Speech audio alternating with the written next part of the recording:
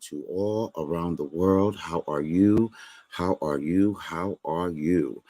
I'm Esteban. Thank you for joining us here at the Esteban Hours Sound Off. Israel is at war after the terrorist organization Hamas has recently struck in their state, in their homeland. It's been quite a day, in fact, quite a weekend, as all of this continues to unfold. Hamas, they bombed a couple of residential areas. They murdered over 263 young people who were at a peace festival, and they've taken over 100 hostages. Quite devastating, quite devastating, quite devastating. So far, the tally of U.S. citizens is at 11. President Biden has made a statement today vowing that the United States stands firm with Israel. It's just been overwhelming, sad, emotional. I know for me, and I'm sure for many, many others, this might have been seen as inevitable, but it never really hits you until it hits you. Before we go in further, let's bring in our panel, Louisiana country boy himself from the great state of Texas, Donnie, who's also the host of the My Worthless Two Cents podcast, and radio personality and host of the Vita Talks podcast, and also contributor to the Week in Review, as well as Donnie, Miss Ovita. Welcome, guys. Welcome to the Sound Off. How you doing? Hi. Good evening. I'm well. Good to see you. Good to see you. We're I both. don't even know how to start because it's just been overwhelming. Information Yeah, is just breaking by the minute as to I what's can happening. imagine. Um, People are dying on both sides by the dozens, by the hundreds. I believe the count is now over 900 who have lost their lives. Israel is now attacking Gaza. Hamas Yeah, still has many hostages. In fact, the most recent update is that they just threatened to start that they're going to start executing hostages. Um, Without any further ado, let's first play this first video clip that gives us more of an understanding of what's been going on. Take a look at this. Were fired into Israel as gunmen infiltrated several border towns and bases, kidnapping civilians and soldiers. Israel's Prime Minister Benjamin Netanyahu declared the country was, quote, at war. He said their enemy would pay an unprecedented price. Israeli warplanes took aim at Gaza. Among the targets hit, this high-rise, which was reduced to rubble. Hundreds have been killed on both sides, and it is a sharp escalation of violence for a region that bears the scars of centuries of conflict. So that bombing that you saw there with that building went down, over 200 people lost their lives in that.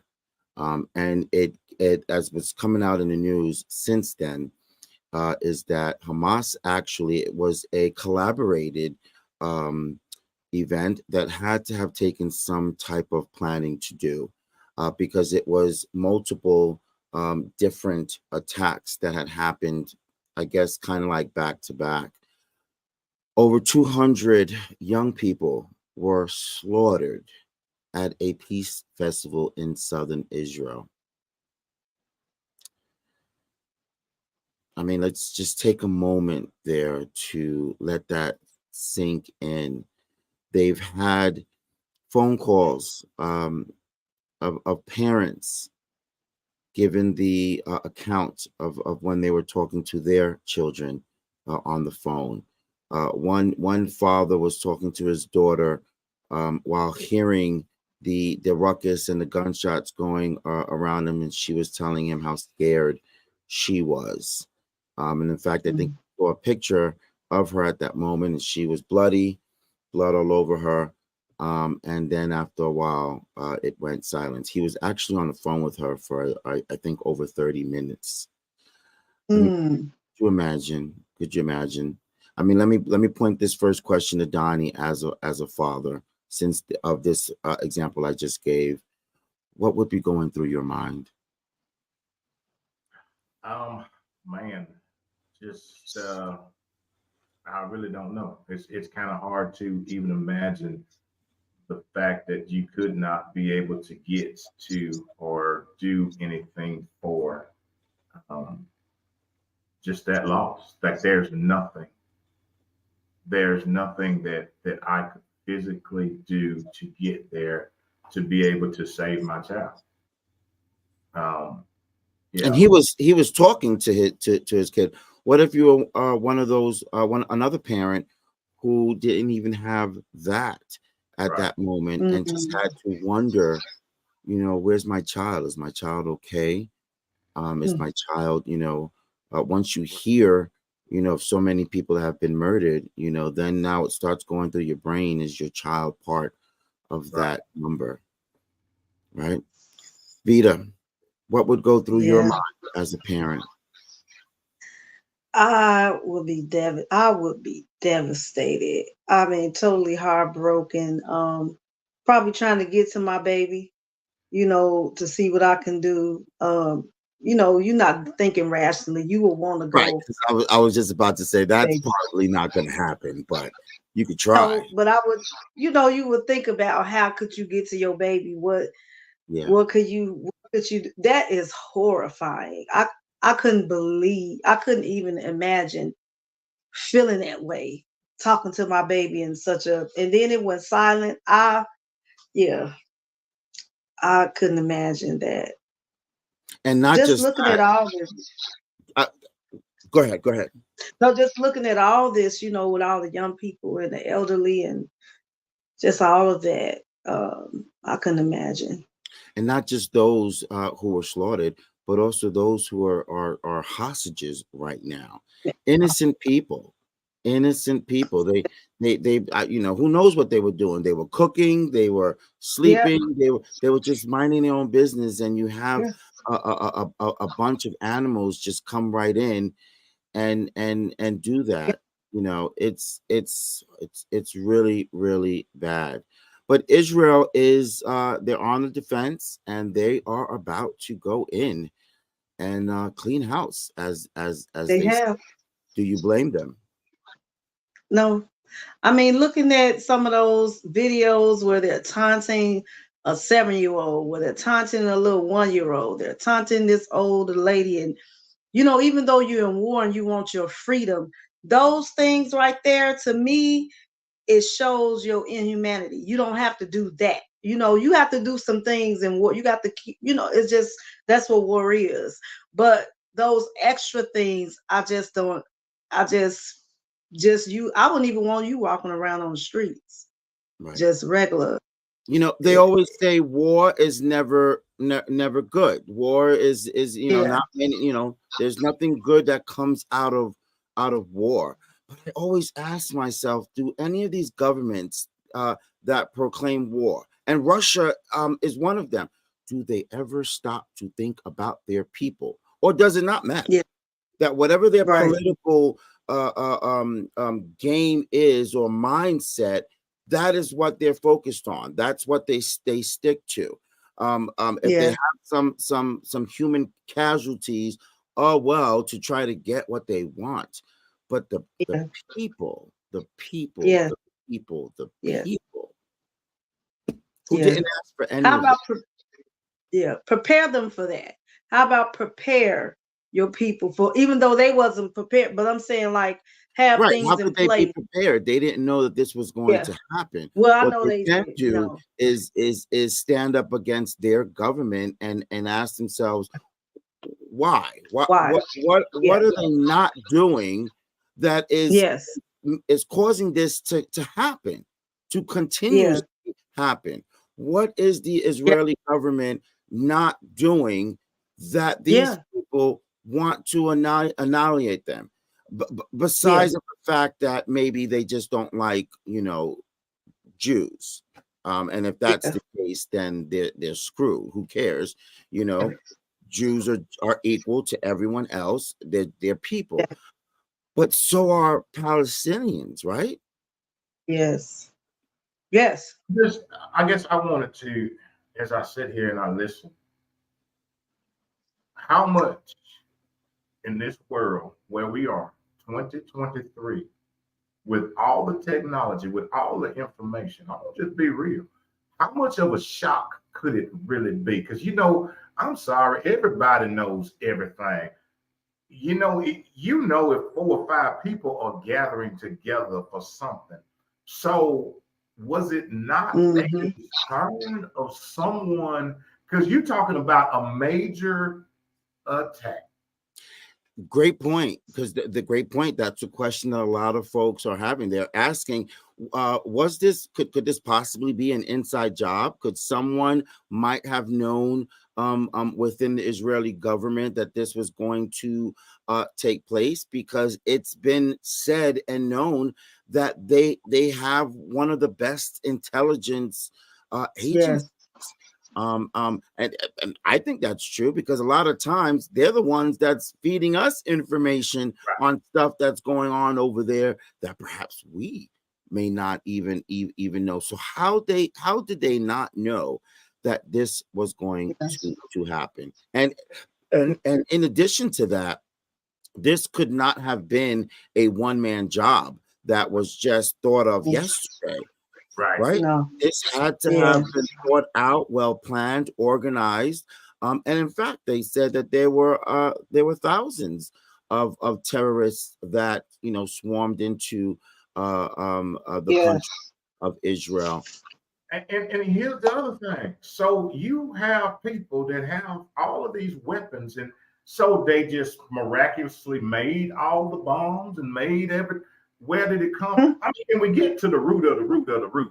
Well, you're bringing up another good point. It's been going around through the news cycle. Republicans are actually blaming President Biden. They're saying that this has happened due to the $6 billion that he decided to give back, to Iran, which was Iran's money, and that it was funded by Iran. Now, the White House denies that by saying they haven't even issued any money yet.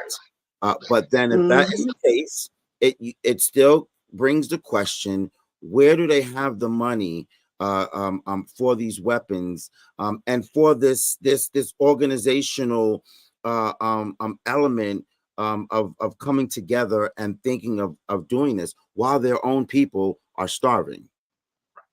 Yeah. That part. Yeah. There you go. There you go. Yeah. Somebody's feeding that elephant. I don't know who it is, but somebody is feeding the elephant. See, and here's this old boy, just me. Always bigger. So what is truly behind it? What's the this thing, like you said, it didn't just happen yesterday. The planning of this and the funding of this is way bigger than any of us could even imagine. Do we want to know? That's the question that I ask people. Do you really want to know? Well, this has become the biggest terrorist attack ever in Israel's history. And the biggest attack that Hamas has probably ever done, from my knowledge. President Biden has said that the United States stands by Israel, and in fact, the U.S. is moving its military closer to Israel in the event that I guess other allies of Hamas wants to get involved, like the Hezbollah or the state of Iran. Do you think the United States should get involved? Man, I don't They know. always help. They have always helped Israel. I mean, they have always helped Israel. America has always stepped in to help Israel. And don't you think that they should continue to? I'm on the fence with it. That's an I'm on honest the fence. statement. That's an honest Yeah. statement. Donnie? Yeah.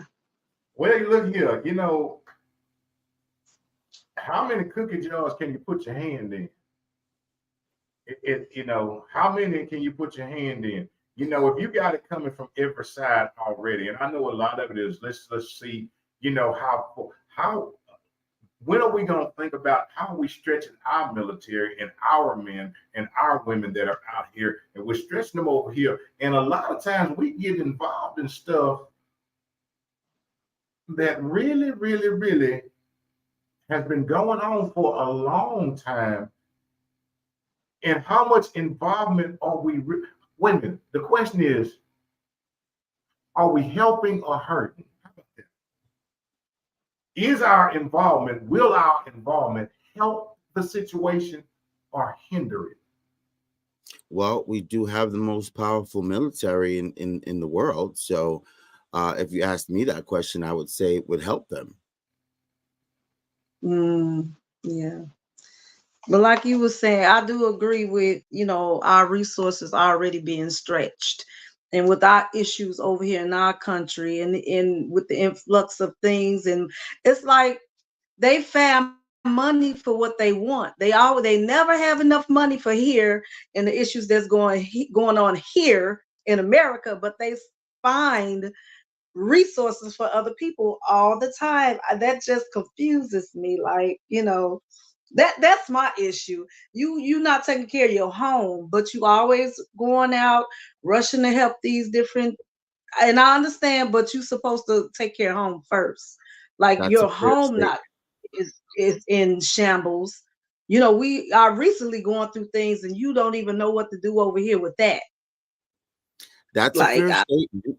But if I play devil's advocate, if we stood by and did nothing, you don't think that could produce a bigger problem or a bigger issue that would eventually force us into having to get involved? So why not just nip it in the butt from the very beginning? Well, true. Yeah. can I ask this? And I don't know because you know I ain't got the political mind. But of all the people we have helped, how much funds has come back this way that we don't send out?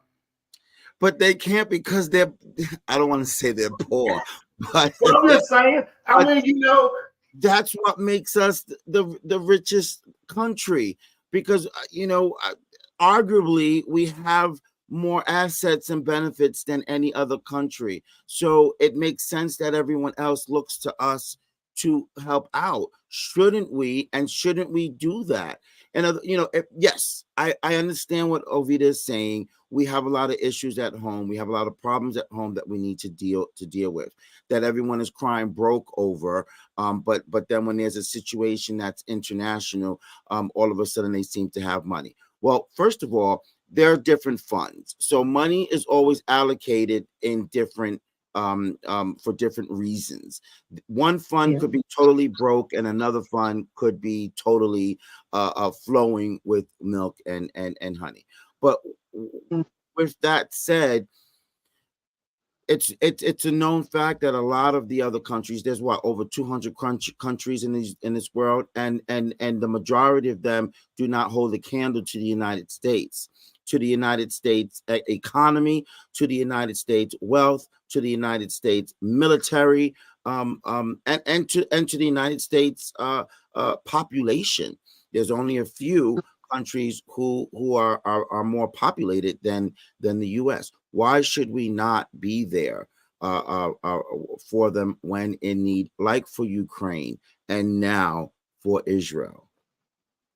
Oh, I agree with that. Mine is, why would you want to come to the fight after the fight? Where were you before the fight started to try to resolve and bring some resolution to the table? I understand you want to get in there like the big bully when the fight has started, but why not try to be, if you want to be, then be and say, look, let's bring this to the table. There are issues. Absolutely. for someone, Donnie, who says you're not politically inclined, you keep bringing up more and more Great points. point. Okay, so that's a great point. But again, playing devil's advocate, we were told by the Trump administration, Jared Kushner, he was put in place to be the liaison person to try to get some kind of a peace agreement. According to them, they did get a peace agreement, and everything was great and fine. Okay. So what do when you're told everything's great? We did a peace agreement. It's good. What do you do? Hmm.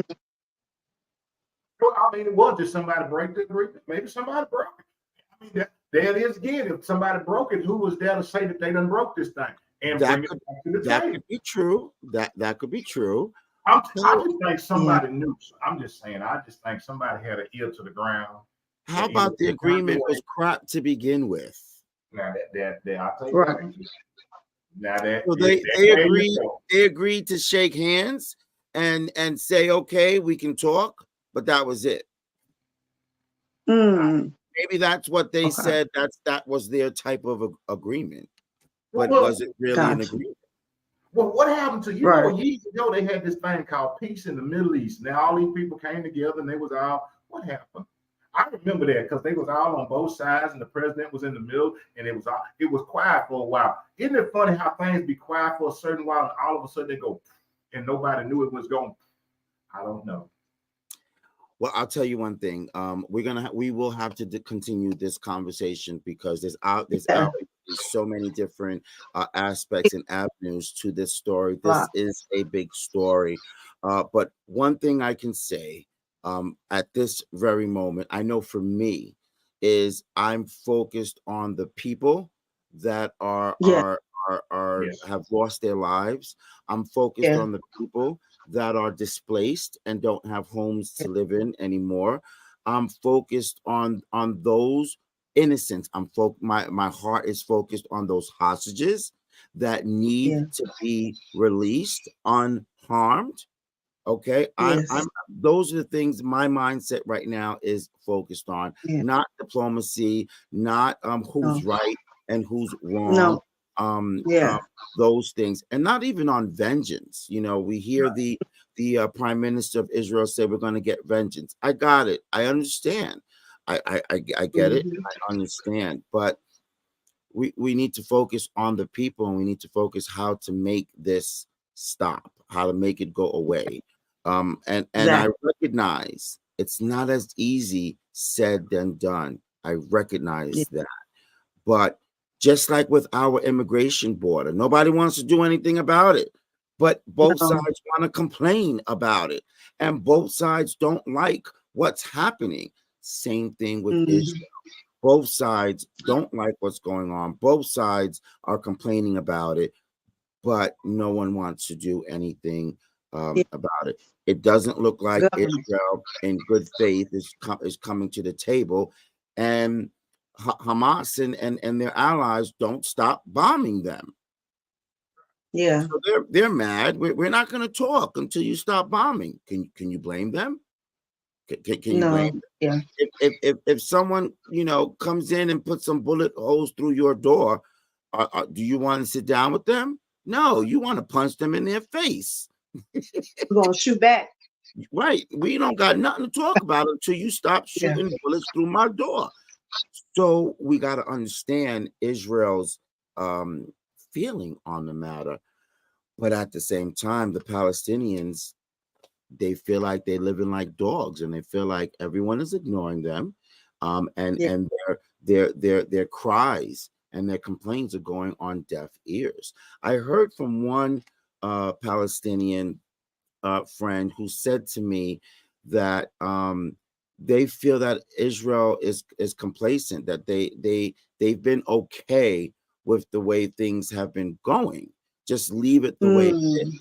And her people are they're begging for change, whatever that change is. Become go have statehood, more leverage or power over their own people, over their own state or government, whatever it is, they're begging for a change, but they need the Israelis' help to make that change happen. But the Israelis need them to stop bombing their country and stop killing and or attempting to kill their people. There's going to be an all-out ground war or fight, I should say. The Israelis are getting ready. But what I do know is that most of these terrorists and leaders and bad people, they're in those underground bunkers, those tunnels. Not many of them are over. So again, the people are going to be caught up in this. As Israelis are looking for those hostages, a lot of others are going to die in the meantime. And so I pray for hope. You know, most people say pray for peace. I pray for hope, whatever that hope can get them. Hope to stay alive, hope for peace, hope for change. I pray for hope. Last words, Donnie, go ahead. My last words, I'll just say this. Everything you said was so true. Everything you said about those people being oppressed and those people not having and fighting for the right not to feel like dogs and to be heard and to not to be taken advantage of and to be treated equal. I think that is so true. But also what I think is true is those very same words ring in my ears about us right here, that we want to be treated like equal. We want to be treated with respect. You know, let's not think that Hamas and Israel and Egypt are so far away from us. Sometimes Israel, Egypt, and Hamas right here in our own home. Well said. Thank you, Donnie. Vita, your last words? Let's think of something other than war. And I understand the people's frustration, like you were saying earlier, as far as people controlling what if you're working, if you have food, if you have electricity. That's a lot of power over people. And a lot of time people abuse their power. You know, I heard that was the poorest part on that strip. You know, should no one be living in poverty and in impoverished if you have the ability to help them? You know, and people will get tired. Who don't want to see their children eat or live a decent life? You know, we should have empathy for others as well, and watch who we put in power. That's the thing too, because most people, these governments, they're not about the people. We the people have to be for ourselves, really. That's what we have to. In these governments, you have to be for yourself and learn how to navigate these things for yourself. Because to me, the government is not for the people. It's all about the government. That's why all these wars and things such happen to me. It's more about ego of the people that's in leadership. Yeah, that could be true, but you know, with millions and millions of people, it would be hard for everyone to lead themselves. So you need leaders. You just need to find good leaders that will care about the people. Thank you, Vita. Thank you, Donnie. I appreciate your opinions as usual. Thank you. So I leave it that pray for hope. That is the best thing that I can say. Pray for hope. We hope that these hostages are released and that they're released safe. We hope that Israel can repair the best that they can. If they're gonna get their revenge, get your revenge. But at the end of the day, what are you gonna do next? What's next on your list after your revenge? Because this is not gonna go away if the situation or the problem is not taken care of or looked into respectfully. But again, pray for hope. Pray for hope. If you have a goal that you've achieved or accomplished today, don't forget to say to yourself, this